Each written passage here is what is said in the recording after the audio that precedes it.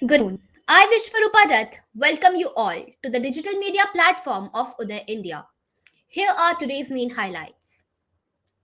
Ghulam Nabi Azad, who quit the Congress last week with a trenchant critique of Rahul Gandhi's childish behavior and immaturity, said today in an interview to News Channel that Rahul Gandhi is a nice man but has no aptitude for politics. The veteran leader also slammed what he called Rahul Gandhi's policy of attacking Prime Minister Narendra Modi left, right, and center. Mr. Azad, 73, also ruled out joining the BJP, confirming reports that he wants to launch his own party in Jammu and Kashmir.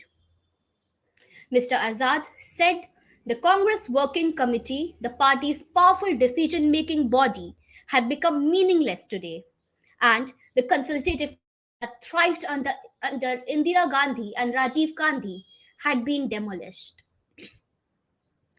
Supreme Court has sought a response from the Karnataka government on pleas challenging the High Court's verdict, refusing to lift the ban on the hijab in educational institutions of the state. The court also issued a notice in the matter as well on the prayer to stay the HC judgment.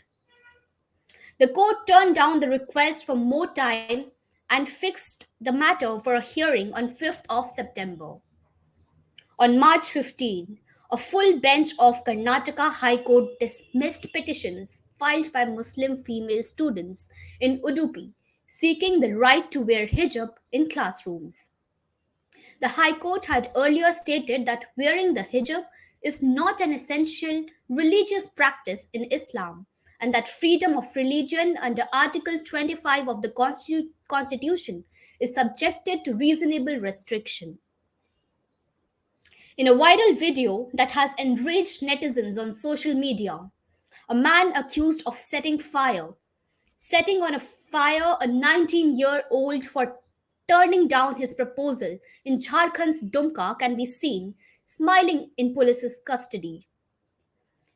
Hours after the class 12 student succumbed to her injuries on Sunday, the accused, identified as Shahrukh, can be seen smiling nonchalantly and walking casually as he is handcuffed and taken to a police vehicle. Police said Shahrukh allegedly poured petrol on the 19-year-old on Tuesday through the window of her home when she was asleep and set her on fire. He was arrested along with the person who supplied the petrol. According to Prime Minister Narendra Modi, by 2030, non-fossil fuels will account for 50% of country's energy production, and by 2070, it hopes to achieve net zero.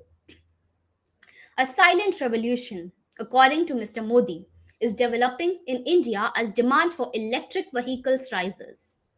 He claimed that incentives and subsidies for the EV sector have been expanded by the federal and provincial governments.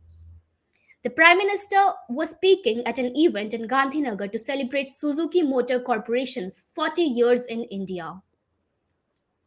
Health Minister Dr. Mansukh Mandaviya has urged pharma industries to focus on manufacturing of quality medicines and increase their accessibility in the world market.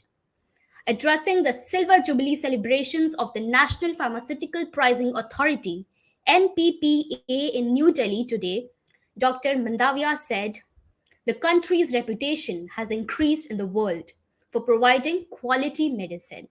He stressed on the need to focus on research to strengthen the pharma sector.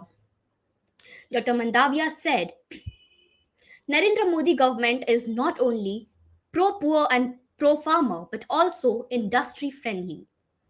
The minister said the global trust earned by the Indian healthcare sector has led to the nation being called the pharmacy of the world, and the export of pharmaceutical products has also increased. He said more than 8,500 Jan Aushadhi Kendras are functional in the country to provide quality medicines at an affordable price. According to Telecom and IT Minister Ashwini Vaishnaw, the Data Protection Bill would likely be introduced during the parliamentary budget session. He stated in a media interview that the amended data protection bill draft would soon be made available for public comment. Mr. Vaishnaw emphasized the need for the nation's data protection framework to be up to date and avoid appearing to be an effort to build a paper system for a digital age. Earlier this month, the government withdrew the Personal Data Protection Bill 2019 from Lok Sabha and announced that it would replace it with a new bill that adheres to the overall legal framework while taking into account the recommendations made by the Joint Committee of Parliament on the bill. In order to address malnutrition, Prime Minister Narendra Modi appealed countrymen to participate in the Poshan Mah, which would be observed starting next month. Mr. Modi emphasized the need of social awareness campaigns in addressing the problems of malnutrition. Every year from September 1 to 30, people around the world celebrate Poshan Mah.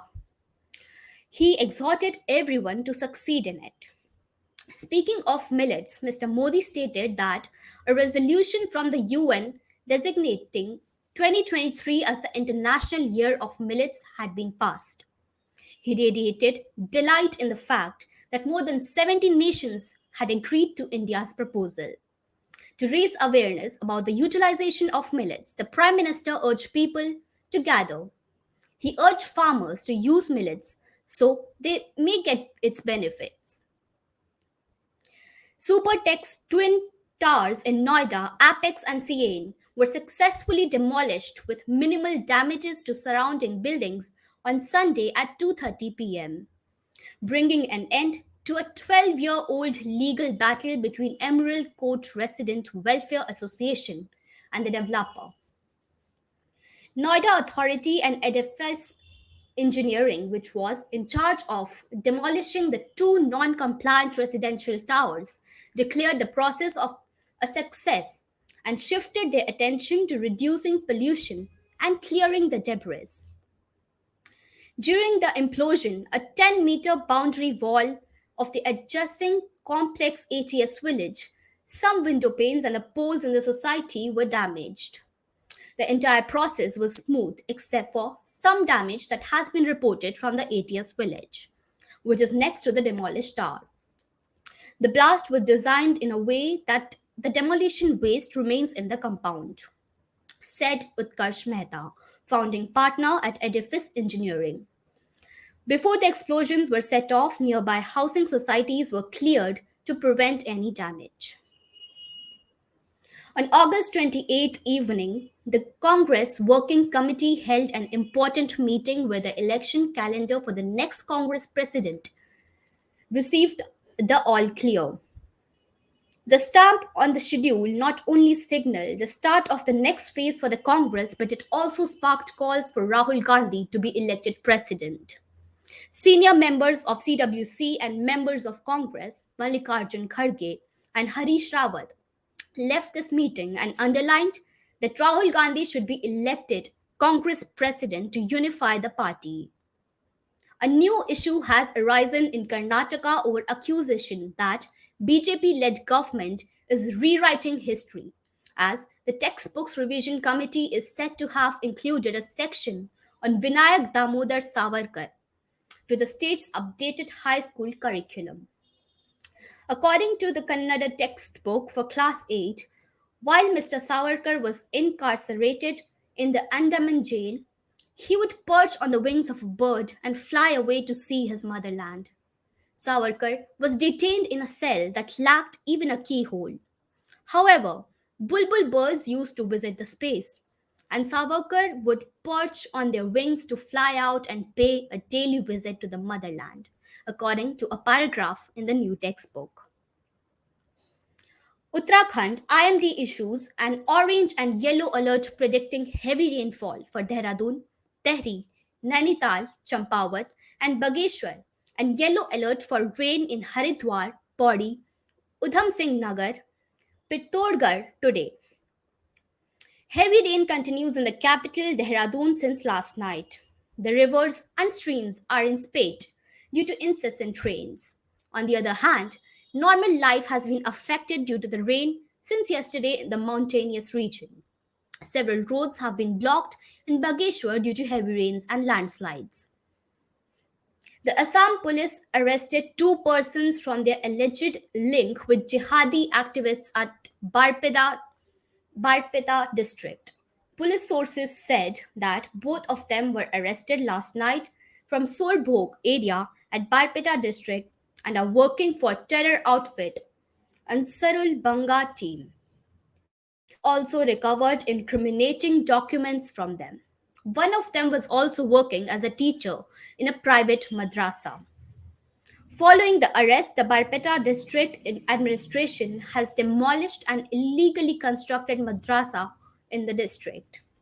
So far, at least 15 persons have been arrested at Barpeta district for their alleged involvement in jihadi activities.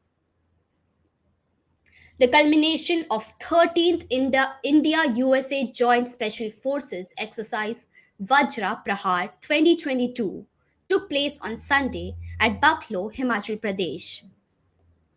According to the Defense Ministry, given the security concerns both countries are facing in the light of the current international scenario, this exercise with the US Special Forces is significant. The combined military exercise has deepened the long standing camaraderie between the special forces of the two countries. India and the United States alternately hold this annual exercise. The special forces from both the countries had the chance to train in airborne activities, special operations, and the counterterrorism operations in a joint setting under the United Nations Charter during the 21-day joint training. Yesterday's fighting in Tripoli between Libyan forces and armed groups resulted in at least 32 fatalities and 159 injuries. Armed gangs had exchanged gunfire that had burned down structures and damaged a number of hospitals. Ambulances were unable to access areas affected by the confrontation, and 6 hospitals were damaged. The two competing governments are fighting for control of the oil rich nation in North Africa.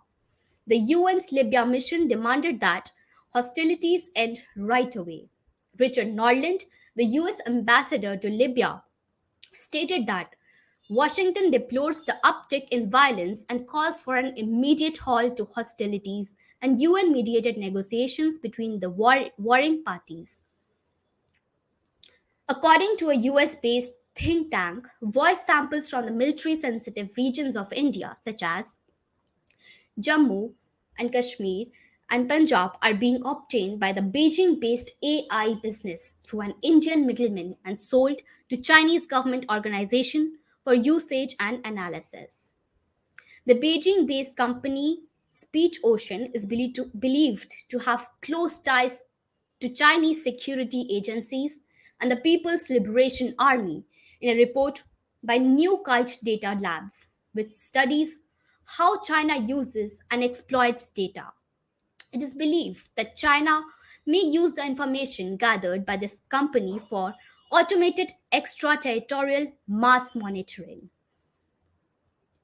Meta and Geo platforms announced the launch of end to end shopping experiences on WhatsApp, where consumers can shop from GeoMart right within their WhatsApp chat. GeoMart on WhatsApp will enable users in India, including those who have never shopped online before, to seamlessly browse through GeoMart's entire grocery catalog and add items to cart, and make the payment to complete the purchase, all without leaving the WhatsApp chat. This was it for today. Stay tuned for latest news updates.